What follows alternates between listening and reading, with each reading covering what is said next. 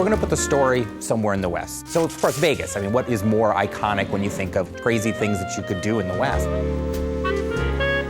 I think that was really the inspiration for the story in a lot of ways, was looking back at the history of Vegas. We really think of it as a side story. In a lot of ways, we're revisiting stuff from the original 2 games, but it stands on its own.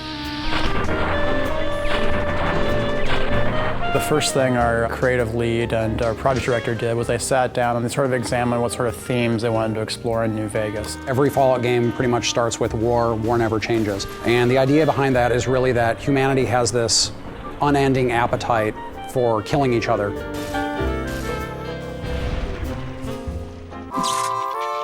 Fallout New Vegas is a post-apocalyptic role-playing game. It's set a couple of hundred years after a cataclysmic nuclear war between the US and China, and it takes place at a time when the city of New Vegas is actually being rebuilt. Fallout 3 starts with you being born, and you're a baby, and you go through your young adulthood until you leave the vault.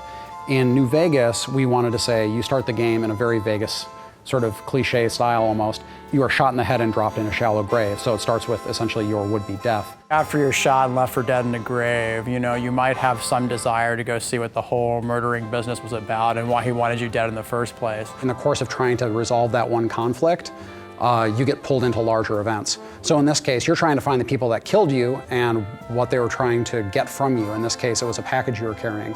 So, of course, as you go around, you find out that what you were carrying is centrally tied into this major conflict in the area between New California Republic and Caesar's Legion and Mr. House, who's the guy that sort of runs the strip in New Vegas.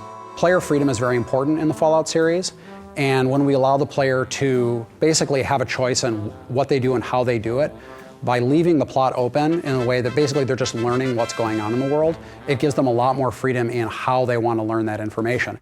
The environment is genuinely reacting to what you do as the player. You have a pretty extraordinary amount of control over the outcome of the game.